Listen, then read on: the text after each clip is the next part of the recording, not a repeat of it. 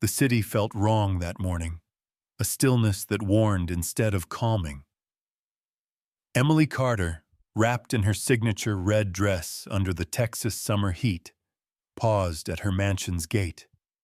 In her arms lay Rex, the German shepherd who had escaped a secret research lab, powerful in build, trembling like he wasn't meant to exist in the daylight. His eyes glowed with an intelligence she had tried all night to ignore. But today, the silence inside her home felt heavy, refusing to let her look away. A sharp beep burst from the microchip scanner, not routine, not medical, but an encrypted alert. Rex pressed his paw against her wrist, his gaze burning with a secret no ordinary dog should carry. Emily swallowed hard and finally spoke, her first words since the code appeared on the screen. And what she said sent a chill through the quiet halls of her Austin mansion. If this story moves you, don't forget to subscribe and follow our journey. The Texas sun had a way of scorching everything it touched, and that afternoon in Austin, it felt like the sky was pressing down on the earth itself.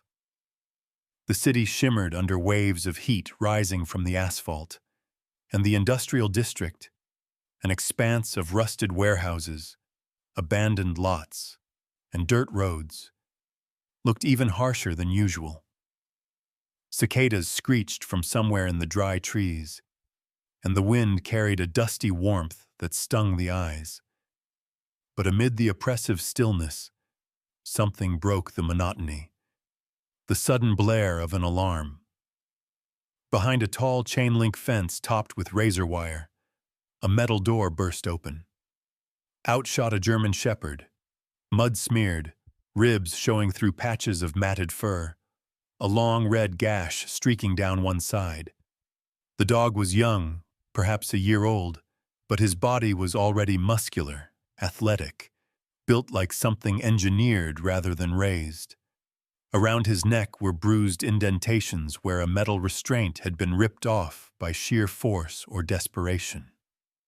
His breathing was ragged, but his amber eyes were sharp, too sharp, flicking across the empty lot as if calculating angles, escape routes, patterns.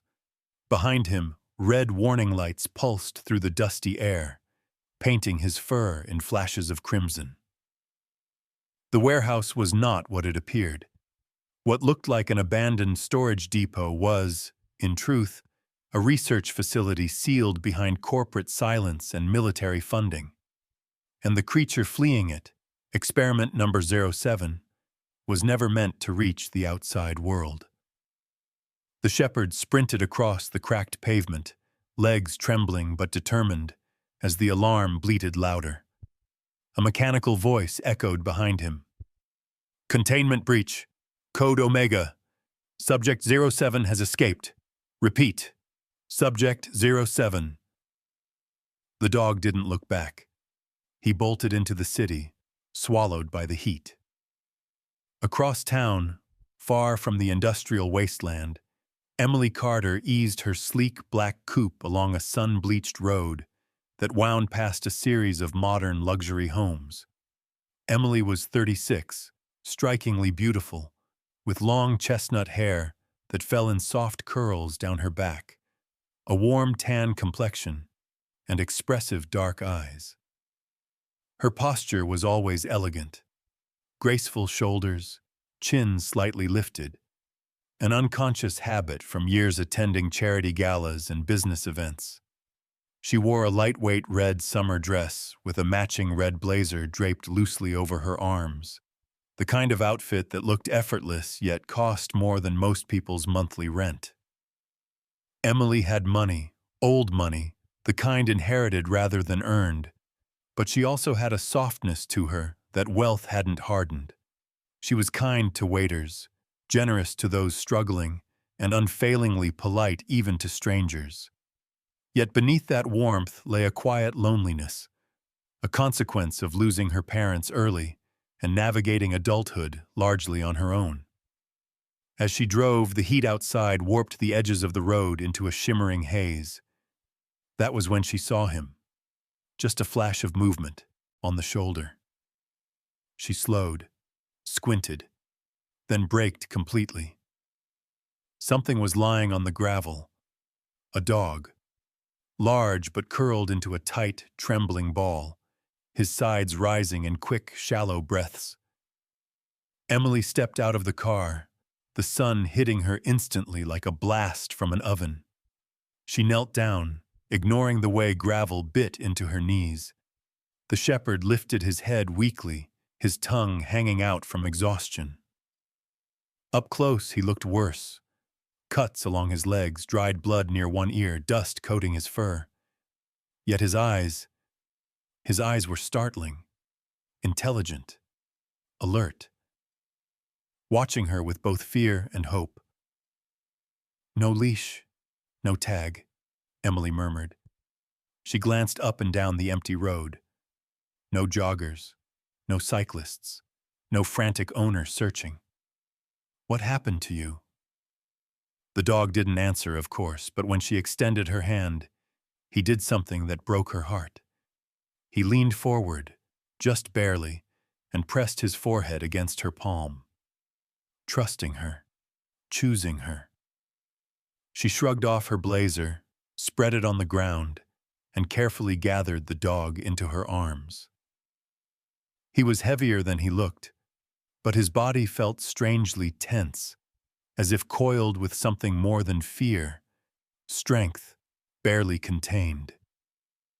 "It's okay," she whispered, straining as she lifted him into the back seat. "You're safe now. I promise."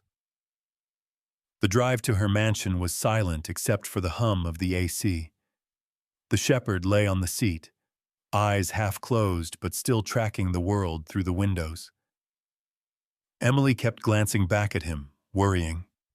When she reached home, a sprawling modern estate of glass, stone, and shadowy oak trees, she carried the dog inside, calling briefly for her housekeeper, Sarah. Sarah was a short, wiry woman in her 50s with silver-streaked black hair pulled into a bun and a personality sharpened by decades of raising 3 unruly sons. She had kind brown eyes but a blunt manner, the sort that came from a life of working too hard for too little. "What on earth? Emily!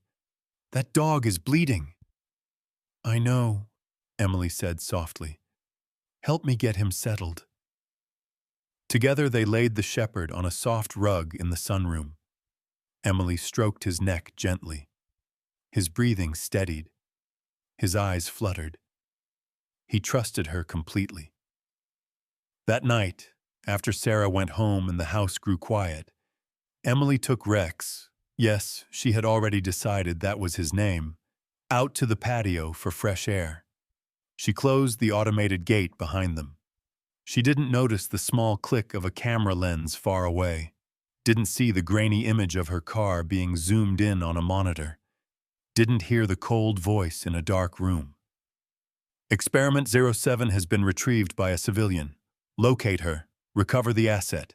This time, no mistakes."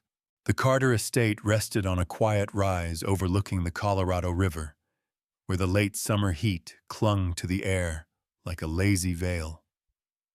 From a distance, the mansion looked like a scarlet jewel, clean lines of modern architecture softened by sprawling oak trees, manicured hedges, and long panels of glass that caught the sun. Inside, cool air hummed through the high ceilings, stirring the faint scent of jasmine diffusers and polished wood. Emily Carter carried Rex gently into the living room, her heels clicking softly on the pale marble floor. She laid a red linen cloth across the sofa, smoothing it with the carefulness of someone who handled fragile things every day, then lowered the exhausted shepherd onto it. He didn't whimper, didn't struggle. He simply observed, eyes sharp even through fatigue. She filled a crystal bowl with filtered water and set down fresh food delivered minutes earlier by her assistant, Alan Reyes. A young man in his late 20s with sandy hair, broad shoulders, and a shy, earnest disposition born from years of working under demanding clients. Alan adored animals, though he rarely admitted it aloud. "Miss Carter," he said before leaving, "call me if you need anything else. Anything at all." His sincerity was one of the reasons Emily kept him on her staff. When the door closed behind him, she turned back to the shepherd. He drank with slow precision, every movement controlled, measured, not a single spill, not a drop wasted. Most dogs, even trained ones, weren't this careful. "You're full of surprises, aren't you?" she murmured. Rex lifted his head, studying her with those unsettling amber eyes that seemed to look through her rather than at her. He moved next, padding across the Persian rug with oddly rehearsed steps, as if he had memorized the room's layout already. He avoided the glass coffee table, skirted around the decorative vase, then settled by the floor-to-ceiling windows with a posture almost too upright for a dog who had collapsed hours earlier. Emily's chest tightened. Something about him didn't add up. Throughout the evening, she tried distracting herself with work, reclining in her red armchair with her laptop balanced on one knee. But Rex did not sleep. Instead, he lay curled near her feet, gaze flicking between her face and the screen, reading her reactions with uncanny precision. Each time she sighed, overwhelmed by emails or exhaustion, he placed a single paw on her wrist, gentle yet deliberate, as if designed to comfort. The gesture warmed her and chilled her at the same time. "You're different," she whispered. The dog blinked once, slowly, almost in acknowledgement. Night eventually wrapped the mansion in velvet darkness. Emily retired to her bedroom upstairs, leaving Rex a soft blanket and a bowl of water. Before turning off the light, she found him sitting in the hallway, posture still alert, watching her. She knelt down. "You need rest too, you know." Rex tilted his head, offering a faint rumble that wasn't quite a growl, more like reassurance. Only then did he curl up beside her door. The next morning, the sky blazed with Texan sunlight spilling through the balcony glass. Emily slipped into a red summer blouse and trousers, tied her hair into a loose ponytail, and guided Rex into the car. She headed for Riverbend Veterinary Clinic, the most advanced animal hospital in the district. Clean white walls, modern steel counters, and a faint antiseptic scent that clung to the cool air. They were greeted by Dr. Meredith Collins, a woman in her early 40s with sharp cheekbones, freckles across sun-warmed skin, and tightly curled auburn hair tied into a low bun. Her eyes were steady and knowledgeable, the eyes of someone who had spent decades working with animals, and of someone who had seen too many things she couldn't quite explain. She had a calm, grounded personality shaped by growing up on a ranch where loss and responsibility came hand in hand. Nothing startled her anymore, or so she claimed. "So this is the boy causing all the fuss," she said, with a soft smile. Emily nodded, watching nervously as the doctor examined Rex. Meredith worked with meticulous movements, checking his teeth, eyes, reflexes, muscles, but her brows pulled together gradually. "His musculature is abnormally dense for his age," Meredith murmured. "And feel this. His pulse is strong, far stronger than expected. Reflex testing. Goodness, he's fast." She spoke quietly, concern threading through her voice. "This isn't typical. It's almost like—" She hesitated, weighing her words. "Like he's been enhanced." Emily forced a light laugh. "Enhanced?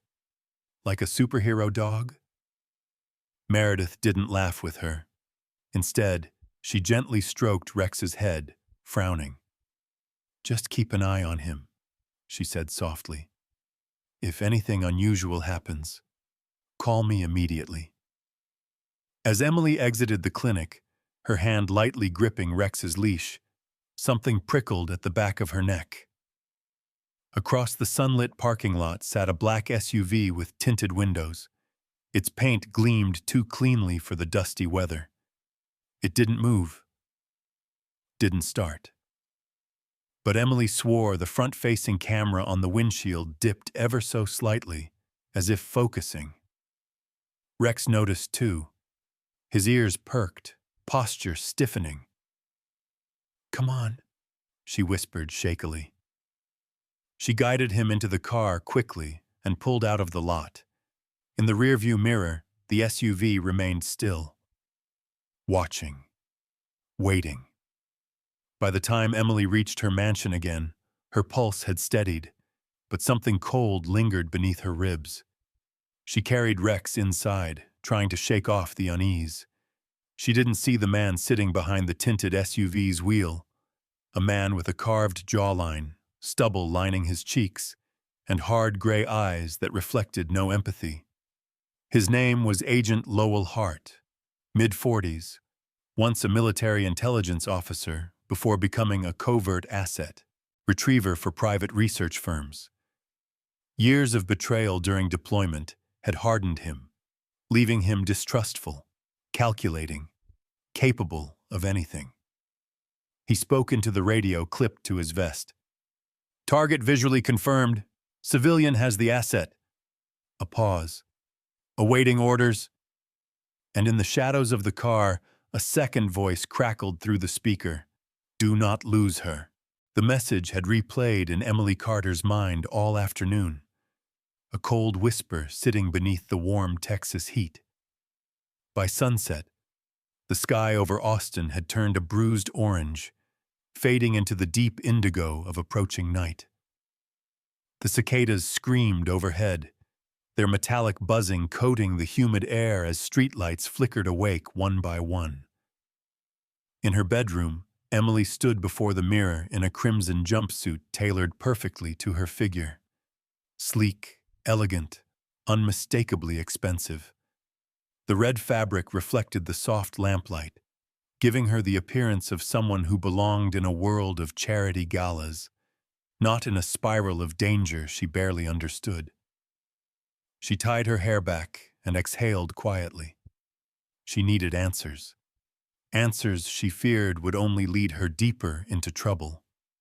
She had spent the early evening contacting a few trusted acquaintances, investors, attorneys, tech founders, people accustomed to dealing with secrets.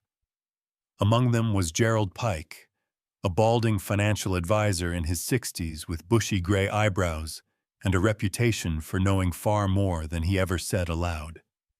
He had a round face softened by age, but his pale blue eyes remained sharp, always assessing risk, always calculating.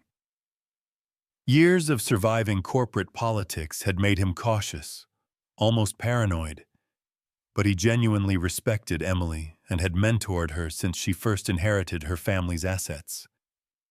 "A facility out there?" Gerald had whispered over the secure call.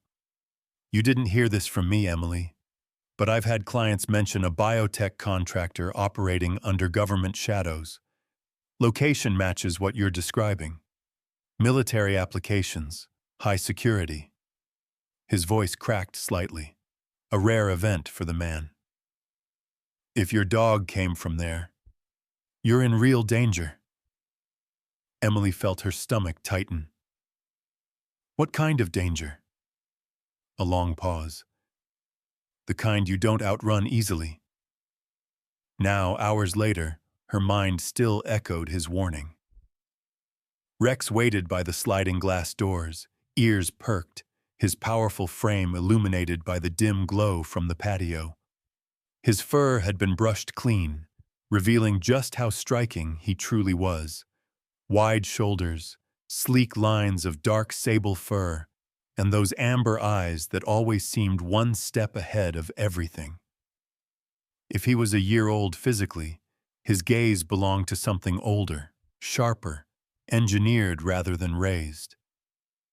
Emily clipped the leash onto his collar, though a part of her suspected he didn't need it. "Let's get some fresh air," she whispered. Rex leaned into her touch briefly, then followed her outside. She hadn't even reached the lawn before it happened. The mansion lights flickered, then went dark for half a second. The security system chimed, not the usual chirp of someone ringing the bell, but a harsher, electronic tone. The panel beside the door lit up with red text. "Unauthorized access attempt detected." Emily's heart kicked against her ribs. She rushed to the nearest monitor, the front. Gate camera showed two men in black suits speaking to the guard. Their posture was rigid, military-like, and both wore mirrored sunglasses despite the night. The guard, Hank Morgan, a kind, broad-shouldered man in his late 50s with a sunburned neck and a slow, earnest drawl, looked nervous.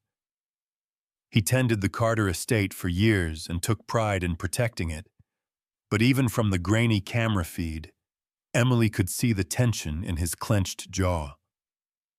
One of the strangers, tall and lean with sharp cheekbones and a neatly trimmed beard, held out identification.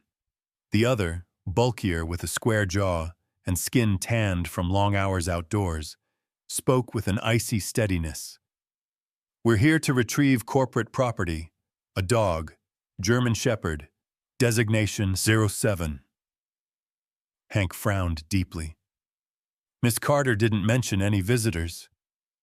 "This isn't a request," the bearded man replied, voice cool as steel. Emily felt a jolt of terror snap through her veins. She grabbed Rex by the harness. "We need to go, now!" Rex growled low, not loud, but deep enough to vibrate through her palm. She dashed to the back door, pushed it open, and slipped into the shadows behind the house. The night air was thick, buzzing with the hum of neon signs drifting from downtown. She hurried across the gravel, Rex running beside her with uncanny accuracy, his movements smooth, balanced, almost silent. They reached her car, a red sports coupe, and she shoved the door open, lifting Rex into the back seat. Her hands shook as she fired up the engine. She accelerated down the driveway just as the two men burst through the front gate, shoving Hank aside. Tires screeched. Emily hit the gas.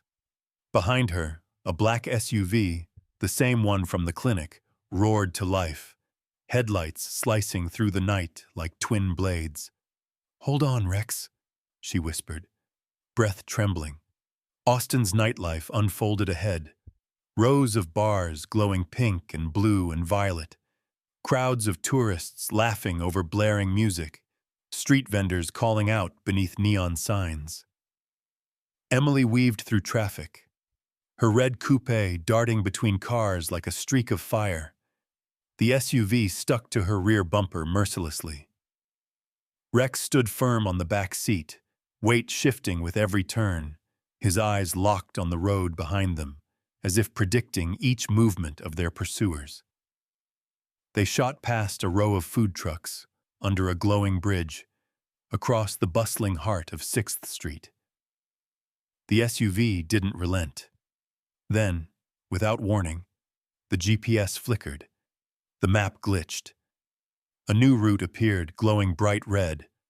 A woman's voice, calm, urgent, echoed through the speakers. "Turn right immediately if you want to live." Emily's breath hitched. "What? Who is that?" Rex barked once, sharp, almost agreeing. With no other option and headlights bearing down behind her, Emily wrenched the wheel and turned right into a narrow service road. The SUV skidded, tires screaming, but followed.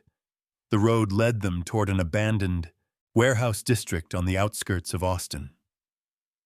A row of broken street lamps cast fractured light across cracked concrete.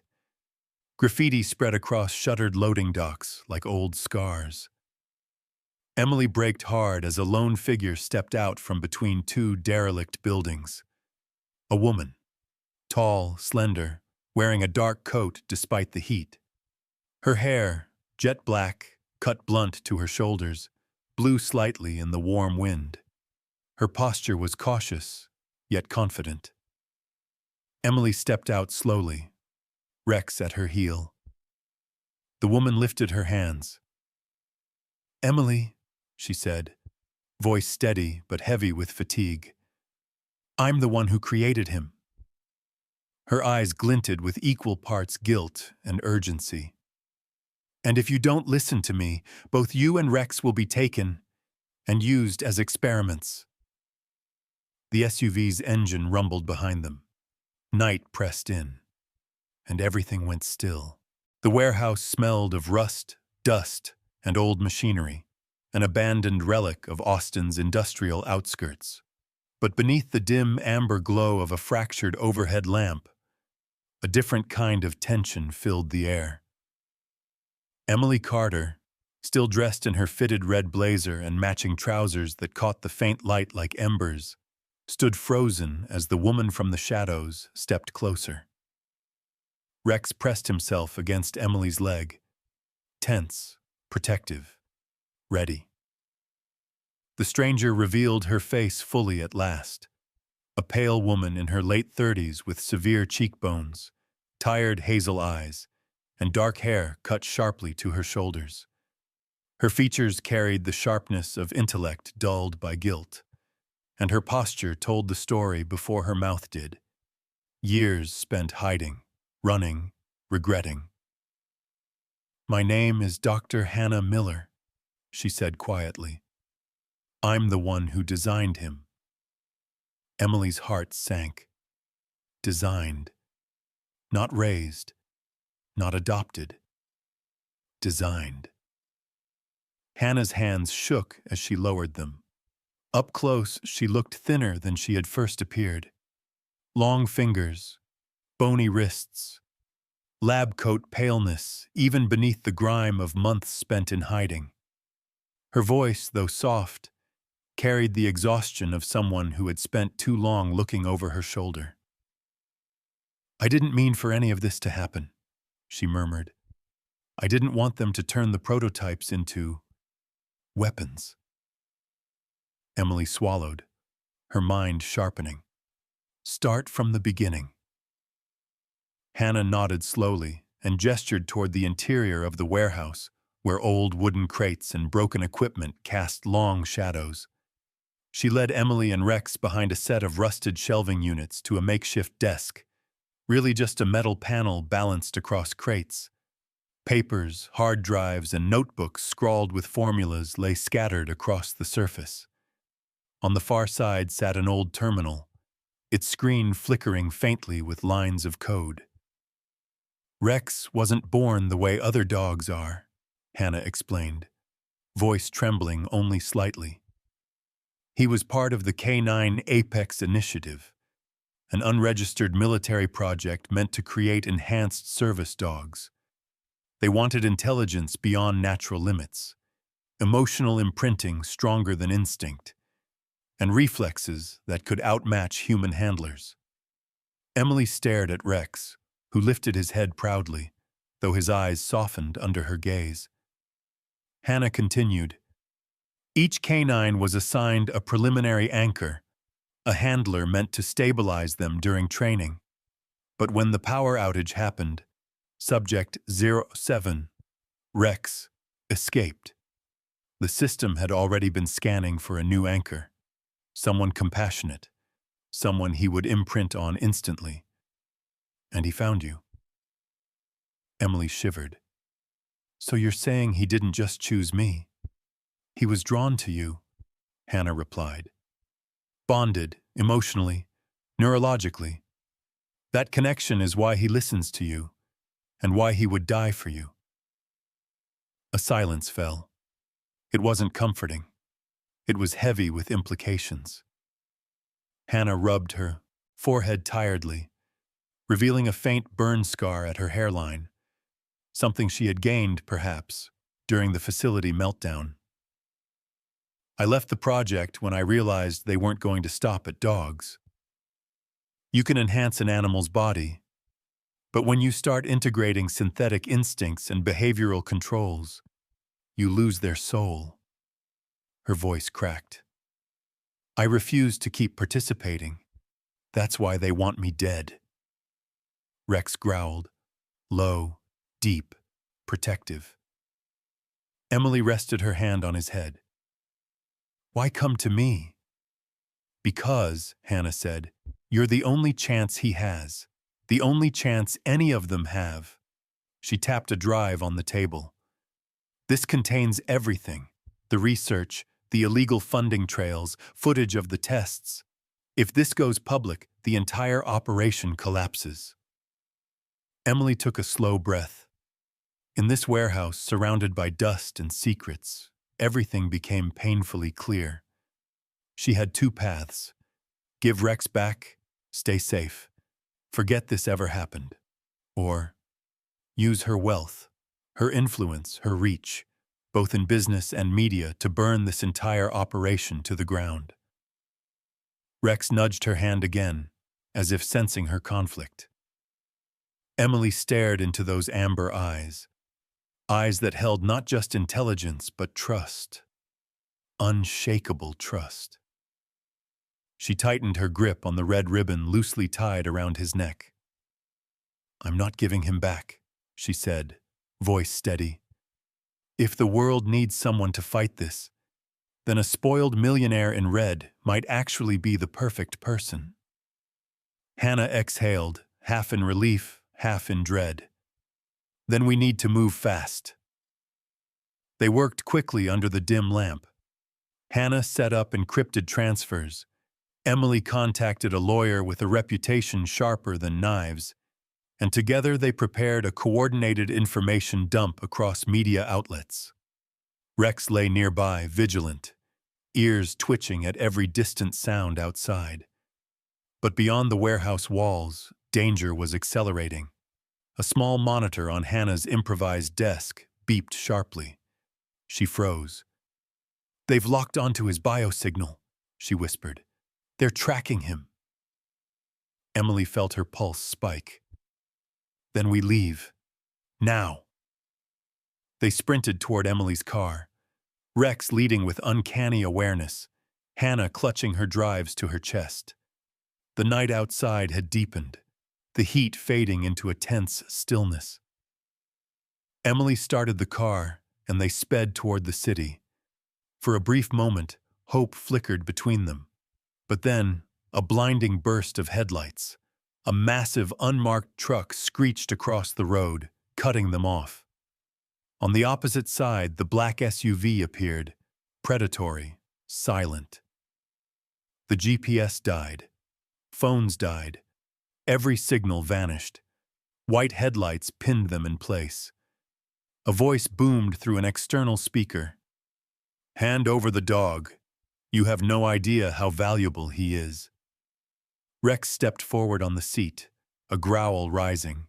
His eyes flickered with an eerie glow, ready to fight. And everything went dark.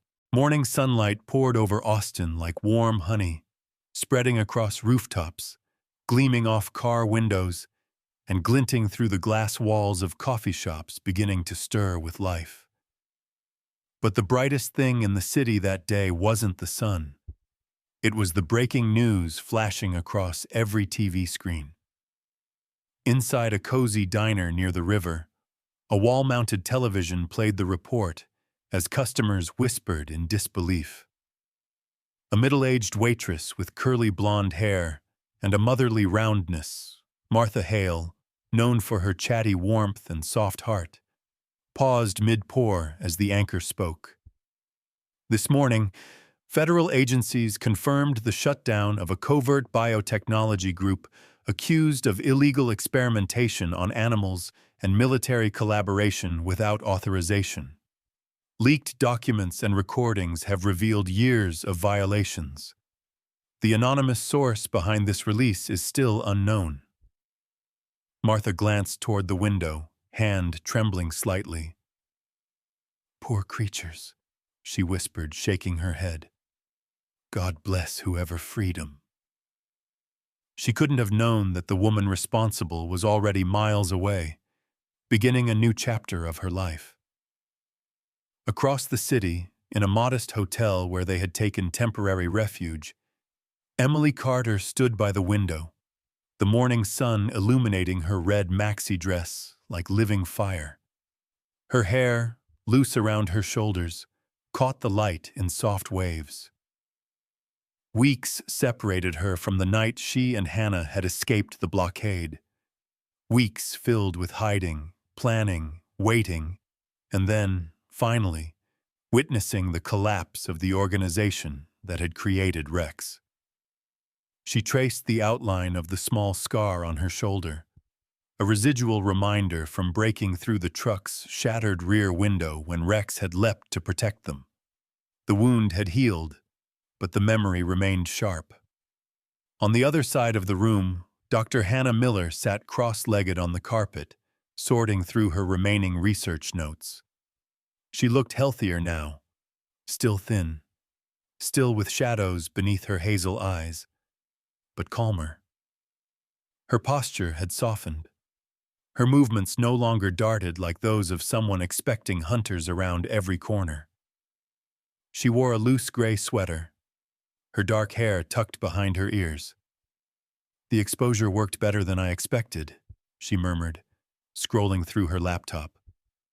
"They're dismantling everything, freeing the other animals, seizing equipment, tracking the private investors. It's really over." Her voice held cautious relief, the kind that comes only after surviving storms. Rex stood between them, watching, tail gently sweeping the floor. His wounds had healed too, leaving only faint traces beneath his sable fur. He moved with newfound ease, still strong, still alert, but more relaxed. Whenever Emily shifted, his ears perked instantly. Whenever Hannah sighed, he glanced her way too. The loyalty embedded in him, once a weapon, had become something gentler, more human. A soft knock sounded. Alan Reyes, Emily's assistant, stepped in. He wore casual clothes for once, a navy polo and jeans that contrasted with his usual suits. His sandy hair was slightly mussed, and he looked sleep-deprived but relieved. "Everything's arranged, Miss Carter," he said, smiling shyly. "The land deed, the permits, the fencing, the supply orders. It's all ready whenever you are." Alan was earnest to a fault, a young man raised by a single mother who worked 3 jobs. He had learned responsibility early and loyalty even earlier, which was why he had stayed by Emily's side without question throughout the chaos. Emily touched his arm gratefully. "Thank you, Alan. Really." Later that afternoon, under a sky washed in golden summer light, the 3 of them, Emily, Hannah, and Rex, stood before a newly fenced landscape just beyond the edge of Austin. The ground was rich with sun-warmed earth, dotted with newly planted trees. A wooden sign gleamed proudly at the front. "Red Haven Sanctuary, a home for the forgotten." Emily, in her flowing red dress, stepped forward, her sandals brushing over fresh soil. Children from nearby families gathered with their parents to watch the opening. Volunteers lined up carrying crates of blankets and food, and a few rescued animals already rested within shaded pens, creatures who had survived the same horrors Rex once endured. Rex trotted ahead, his gait strong and proud, but kept glancing back at Emily as if performing his duties as the sanctuary's unofficial guardian. He sniffed the gates, circled the perimeter, then returned to her side, leaning gently into her leg. Hannah observed him with a softened expression. "He seems happy, really happy." Emily gazed at him, eyes warm. He saved us, Hannah, more than once. She sank down onto the wooden steps of the small porch that overlooked the sanctuary grounds. The red fabric of her dress draped gracefully around her legs. Rex settled beside her, resting his large head on her lap, his signature gesture from the very first night they met. The summer breeze rustled through the leaves, carrying laughter from visiting children. Emily stroked Rex's fur slowly. "I thought I saved one dog that night," she whispered.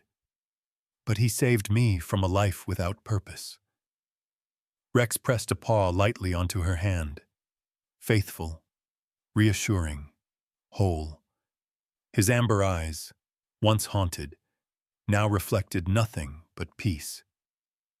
As the sun dipped lower and cast orange halos across the sanctuary, a rumbling engine approached.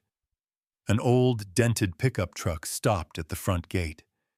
A middle-aged couple stepped out. The man, stocky with a salt and pepper beard and deep crow's feet carved by years of worry, held a leash attached to a trembling dog. The woman, slender with faded auburn hair and soft gray eyes filled with concern, guided the dog gently. The animal, a mixed breed with patchy fur and a faint surgical scar near its neck, looked around with fear and hope, mingling in its gaze. A tiny glint of metal beneath its fur caught Emily's attention. A microchip. Another survivor. Emily rose slowly, her dress fluttering in the warm breeze. She smiled gently at them. "Welcome," she said, voice steady and kind. "Here the impossible is allowed to exist." Rex barked once, deep, confident, welcoming. And in that moment, beneath the summer sun, a new story quietly began. In the quiet glow of that Texas summer evening, as Emily watched Rex resting peacefully at her side and the rescued animals exploring their new sanctuary, she understood something deeper than science, deeper than fate, deeper than fear. Some stories don't begin with logic. They begin with grace. And sometimes, God sends his miracles not in thunder or burning skies, but in the form of a trembling dog on the side of a lonely road, waiting for someone with a kind heart to stop. Maybe that is how heaven works in our everyday lives. Not through grand signs, but through small moments of courage, compassion, and choices made when no one else is watching. Rex wasn't just a survivor. He was a reminder that even in a broken world, God still places extraordinary blessings into ordinary hands. That love can be stronger than fear. That redemption can grow from the darkest chapters. And that each of us, no matter how busy or tired or unsure, still has the power to save a life, even if it's just one. So as you finish this story, take a moment to think about the quiet miracles in your own life. The moments when God nudged you, protected you, or whispered to your heart when you needed it most. And if you feel moved, share this story with someone who needs hope today. Leave a comment, tell us your thoughts, and subscribe to the channel to follow more journeys like this. Stories of mercy, courage, and the unseen blessings that guide us. May God bless you, protect your home, and surround your life with the same love that saved Rex. And may his gentle miracles continue to find you, even on the days when you least expect them.